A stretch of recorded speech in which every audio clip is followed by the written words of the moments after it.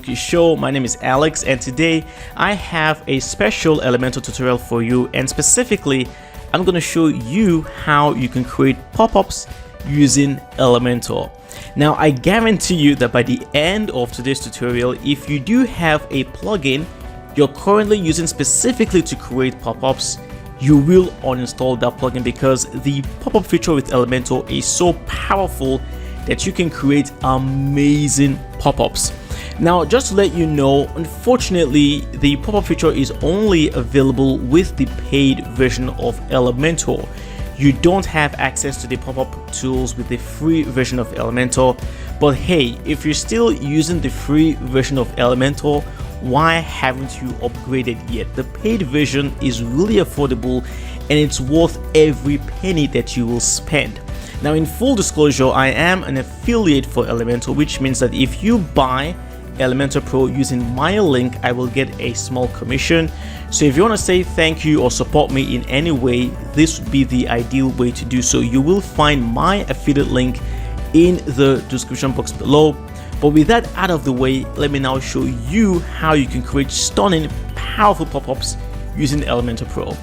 To create a pop-up, we need to jump down here to templates, and then you will see pop-ups. Just click on pop-ups. And now from here, click on the green button that says add new pop-up. Now make sure your template here is set to pop-up, and then you can give an optional name. I'm going to go with pop-up 1. Just as an example, I'm going to click on create template.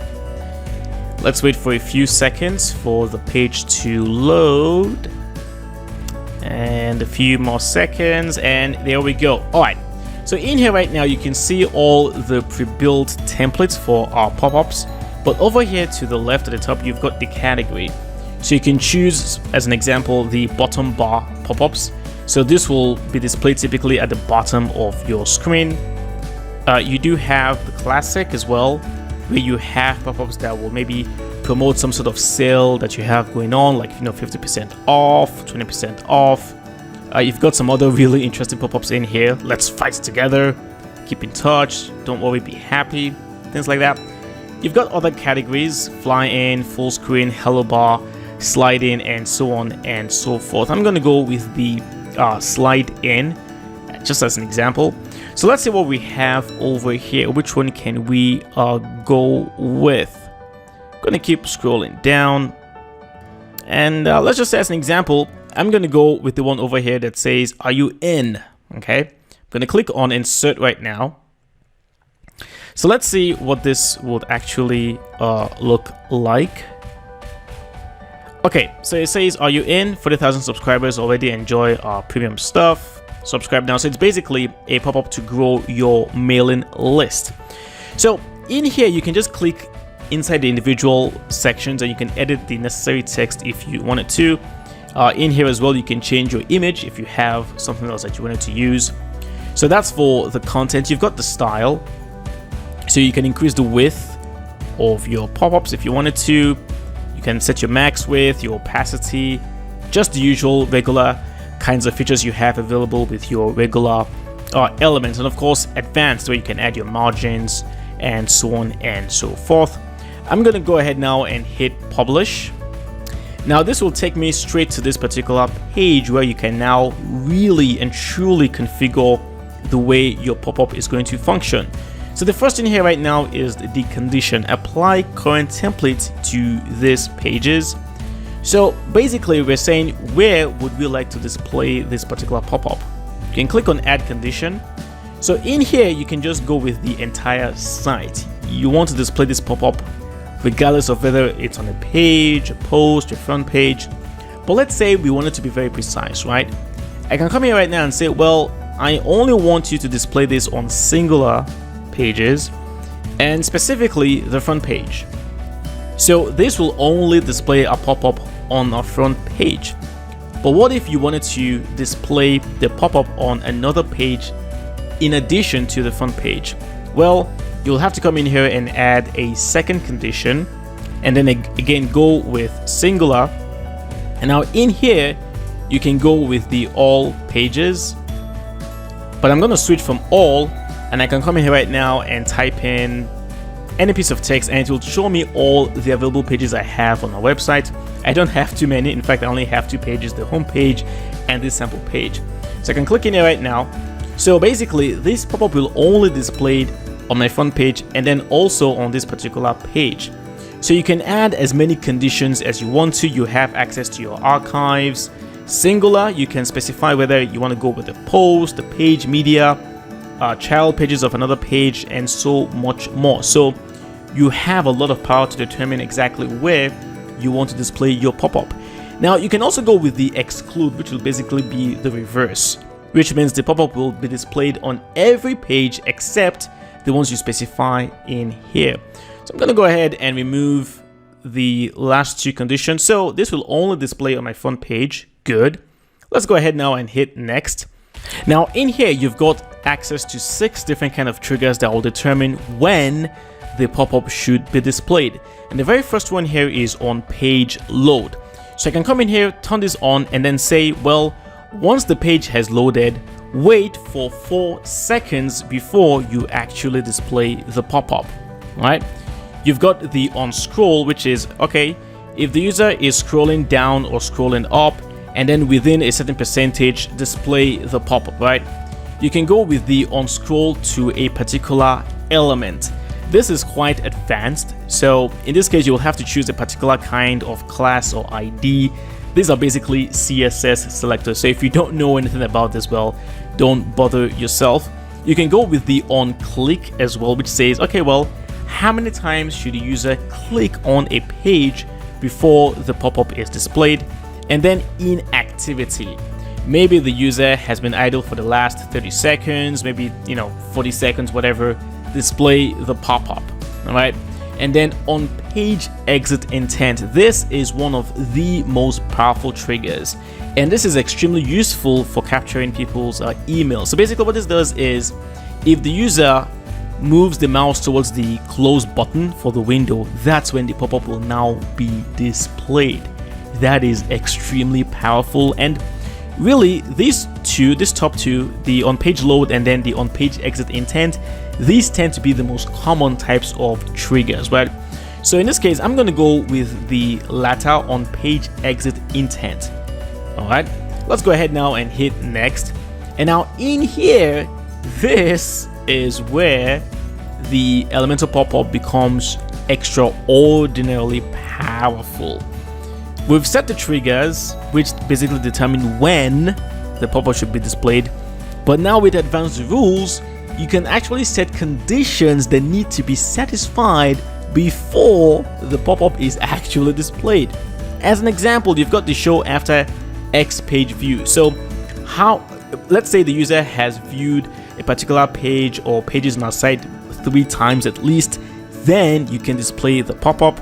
But then you can say, well, maybe after 2 sessions. What this means is, maybe the first time the user comes to our site, they take a look at our site, they leave, and then the second time they come to our website, that becomes a second session. So maybe only then should you now display this pop-up. So you can get really creative. You can create a pop-up that specifically welcomes the user back to your website, and then you can come in here and say, okay, after the second session, you can then say, hey, welcome back, thank you so much, this is your second time visiting my site. I mean, you can really personalize the pop-ups. And then you've got the show up to X number of times. When arriving from a very specific URL, you can come in here and choose the URL specifically where you'd like to display the pop-up.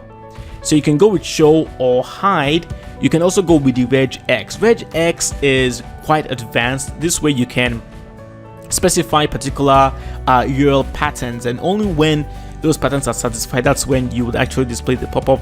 This is fairly advanced, and I don't think you would really need to use this. And then you can go broader and then say show when arriving from either search engines, external links, internal links. You can go broader in this case. And now in here, you definitely want to go ahead and hide this particular one for most pop-ups, right?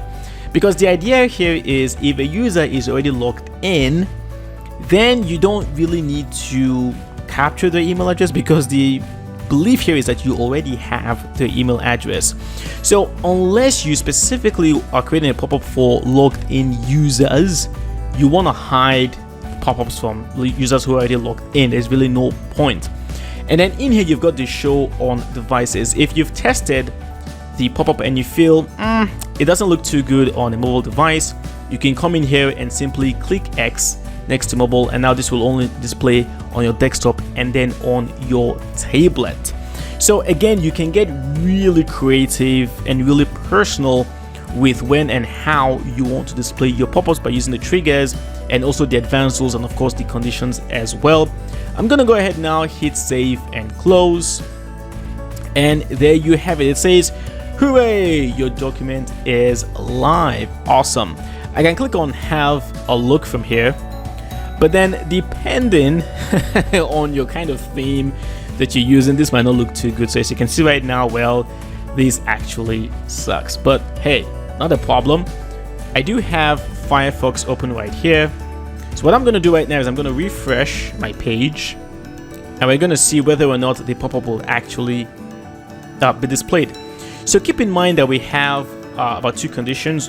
One is it should display on the front page, which is this page right here, and then on the exit intent. So I'm going to move my mouse now. As you can see, I'm going to move over to the X to close, and look at that. The pop-up has magically now appeared, and there you have it. That's exactly how pop-ups work with Elementor Pro. Now that you've created your very first pop-up, you can access that pop-up and any other pop-ups by coming down to your templates and then you click on pop-ups. Gosh, how many times have I said the word pop-ups in this video? I don't know, but it's a lot. So anyway, in here you can see the one we've just created, pop-up 1. I can click on edit with Elementor, and here I will actually be able to change the design as well as the functionality of the pop-up. So from here right now, under settings, we have the layout. I can change the width to make it as wide as I want to. I can change the height, change the position as well, maybe at the top, the bottom, depending on the particular pop-up. You can change the position as well, make it align to the center, to the right, to the left, same with the vertical. You can also show the overlay, which I would recommend, show the close button, which I would also recommend, and then you can change the entrance animation. Do you want to go with the rotate in, slide out, you name it. And then you've got your animation duration. You've got your general settings where you can change the title of the pop-up, change its status from published to draft, private, whatever. And then you've got your preview settings in here as well. On the style, it's pretty much basic. You can add your background, maybe a background color or an image. You can add borders, your overlay, and so on. But under advanced is where things can get quite interesting. So in here, you can decide to show the close button after a certain amount of seconds. You can also automatically close the pop-up after a certain number of seconds. You can prevent closing on overlay. You can also prevent closing on escape key. You can disable page scrolling, which means that basically if the pop-up has loaded, the user will not be able to scroll down or up until they either opt in for the pop-up or they decide to close the pop-up. And then you can avoid multiple pop-ups, and I will highly recommend you go with this option because you don't want to annoy the user on your website. If you start displaying pop-ups every time, that can get quite annoying. So we're basically saying, well, if one pop-up has already been shown to the user, do not show this pop-up. Only show this pop-up if it's the first pop-up the user is going to see. So I highly recommend you go with this particular option.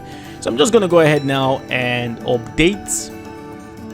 And that's pretty much how to design, build, and then configure and show your pop-up. But before I round up this tutorial, I want to show you one quick new feature.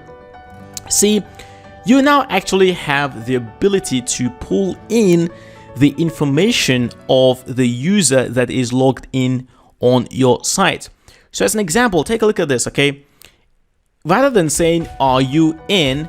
What if I wanted to use the user's name and then invite them to join the mailing list? Just as an example, I can click on the text and this will take me to where I can now edit the title, are you in?